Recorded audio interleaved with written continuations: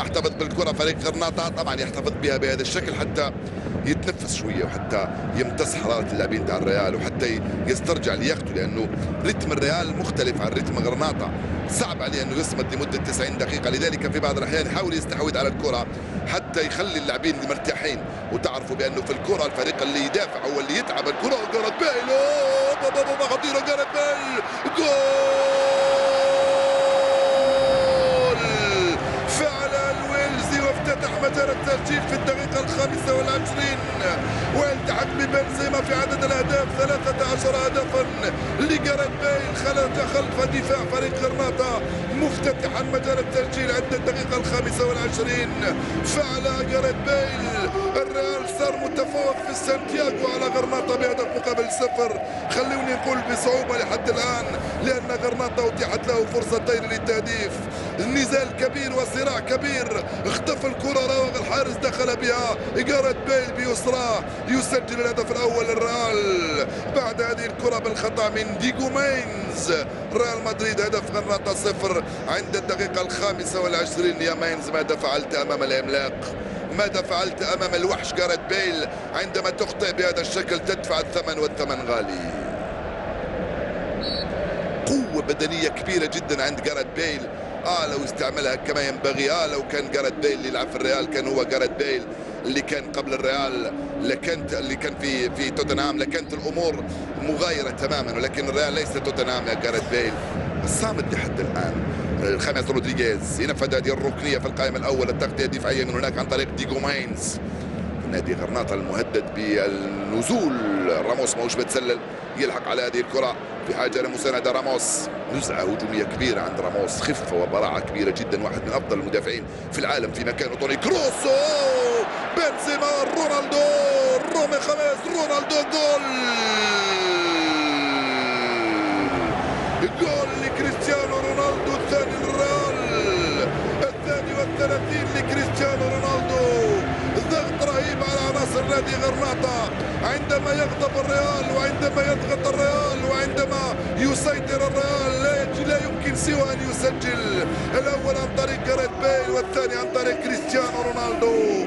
جاءته كرة على طبق ايدي عاد مرة ثانية، ليس هناك وضعية تسلل من كريم، هيأ الكرة ثم رجعت خماس لرونالدو، رونالدو بيمناه في الزاوية اليسرى لأوير. الريال هدفان، غرناطة 0 بعد مرور 30 دقيقة من عمر الشوط الأول من هذه المباراة.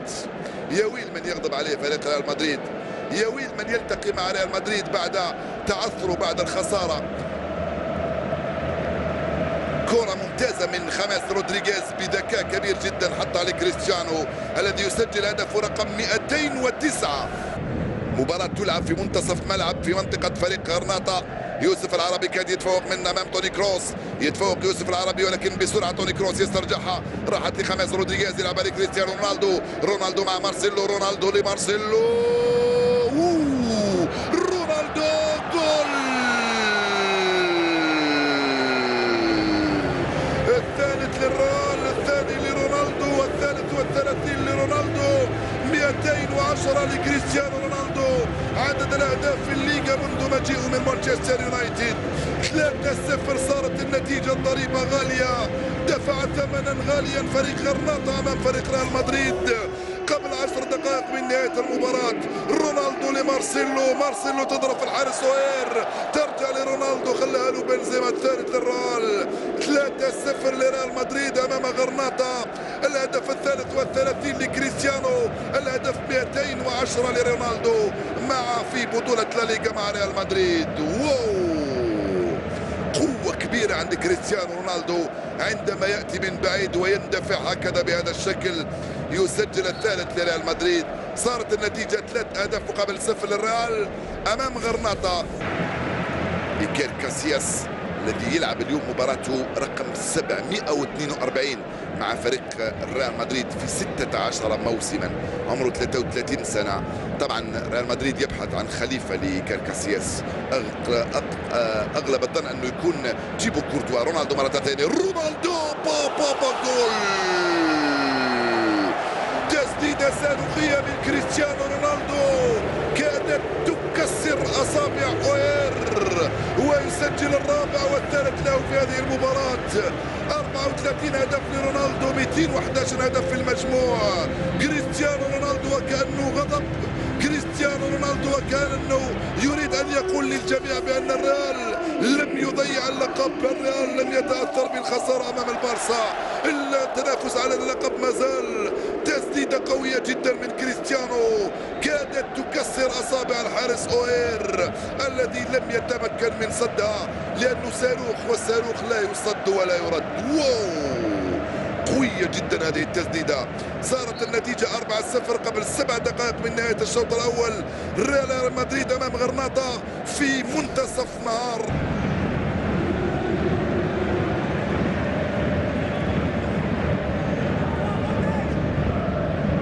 السيطرة ما تزال متواصلة من جانب عناصر فريق ريال مدريد. كرة مرفوعة في القائمة الثانية، صعبة كثير بالراس. لا، كريم بنزيما. جول جول جول جول لكريم، هدفه الرابع عشر. كريم بنزيما يلتحق بجاريث بيل، يقول له إن تسجل أسجل أنا أيضا. 5-0 صارت النتيجة لصالح ريال مدريد أمام غرناطة. كريم بنزيما في نهاية المطاف استلم بصدره في وسط عدد كبير من اللاعبين، وقف الكرة بالمراوغة بالصدر وسددها في الزاوية اليمنى لمرمى الحارس. 5 أهداف مقابل 0 لريال مدريد، لا بل في الزاوية اليسرى. 5-0 لريال مدريد أمام غرناطة. النتيجة ثقيلة وثقيلة جدا بالنسبة للريال. بنزيما سجل، رونالدو سجل، وجاريث بيل كذلك سجل. كانشيلوتي يفرح لبنزيما لأنه غير معقول بالنسبة لقلب هجوم فريقه.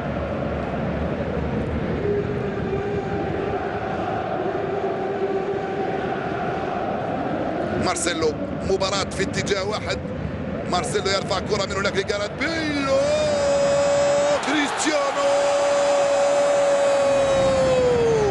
الرابع لكريستيانو والسادس للريال. 6-0 صارت النتيجة. جاريث بيل حطها على الطبق لكريستيانو رونالدو. الهدف السادس لريال مدريد، الهدف الرابع لكريستيانو رونالدو في هذه المباراة، الهدف الخامس والثلاثين، الهدف 212 بالنسبة لكريستيانو رونالدو. رباعية لرونالدو مرة أخرى. شوف اللعبة كم كانت رائعة.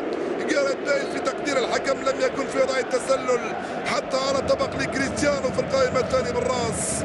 يسجل الهدف الرابع في هذه المباراة ويسجل الهدف السادس لريال مدريد. راح نعيش مهرجان من الأهداف مشاهدينا الأفاضل.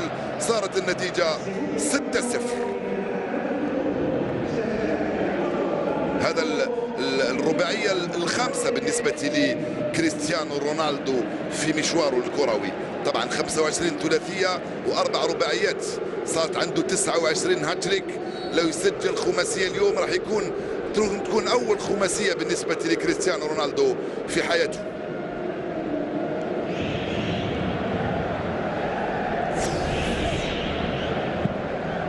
صار عنده اليوم 35 هدف، 212 في الليغا. كرة من خامس رودريغيز يلعبها لمارسيلو. مارسيلو محتفظ بالكرة باليمنى، يوصلها باليسرى، يوصلها يحطها مباشرة لجاريث بيل من هناك مع كريم بنزيما. جاريث بيل وكريم، كريم يوصل عليها البيروا، البيروا يرفع كرة لكريم، كريم مرة أخرى إلى كريم يسدد كريم وجول. 7-0 صارت النتيجة. نعم مشاهدي الأفاضل، للريال أمام غرناطة وثنائية لكريم بنزيما. يارامندي راح يدخل الآن. 7-0 صارت النتيجة. 3 أهداف في بداية هذا الشوط الثاني.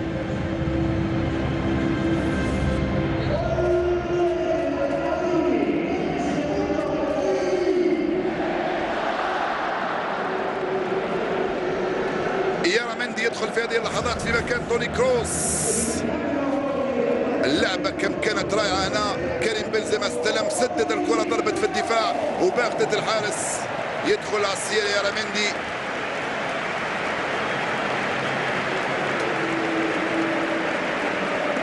رونالدو سجل أول رباعية مع قد يسجل أول خماسية مع الريال، سجل رابع.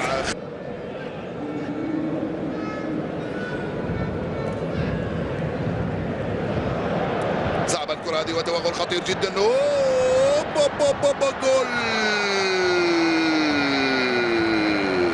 هدف أول لنادي غرناطة في خطأ. كنت أتحدث منذ حين عن التركيز الكبير لدفاع الريال ولفريق الريال.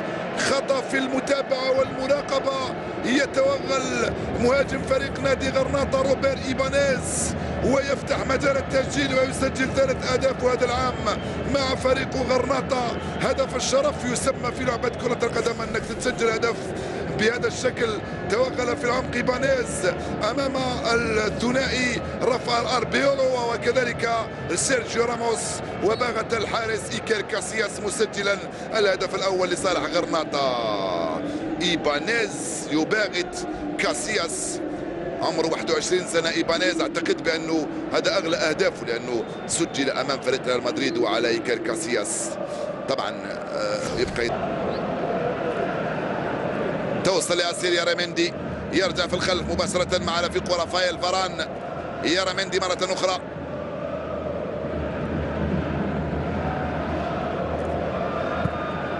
هايلة الكرة للوكا مودريتش على الجهة اليمنى، توزيع عرضية.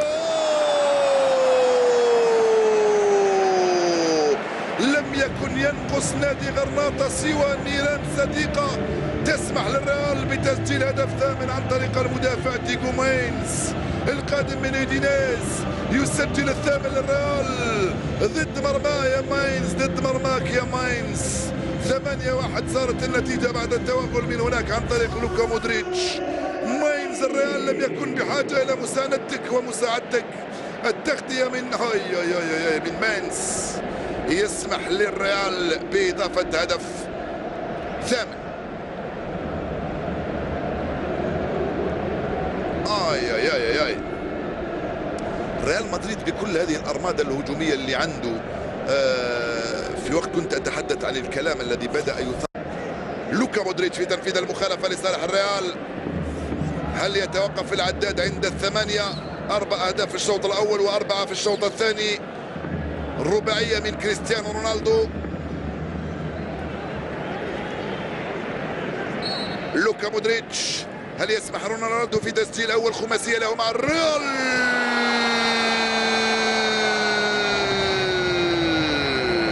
أول خماسية لكريستيانو رونالدو مع الريال فعلها. 9-1 لريال مدريد، أثقل نتيجة للفريق الملكي هذا الموسم في الدوري. وأنجيلوتي واقف جالس لم يتحرك ولم يحرك ساكنا. رونالدو يصنع الفارق بخماسية اليوم هي الأولى معه مع الريال.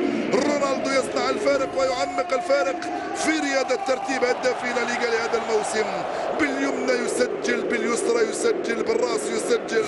رونالدو أحسن لاعب في العالم، ظاهرة كروية سيبقى يذكرها التاريخ دون شك. ارتقى في القائمة الثانية، حطها في الزاوية اليمنى.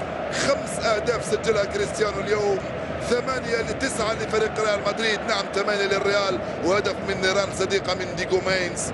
9-1 في النتيجة، أثقل نتيجة يسجلها الريال هذا الموسم أمام غرناطة صاحب المركز ما قبل الأخير في الدوري. رونالدو تاع الدقيقة الأولى كما رونالدو تاع الدقيقة الأخيرة، من حيث الفورمة ومن حيث الإصرار ومن حيث الإرادة ومن حيث الانضباط الفردي والجماعي فيها.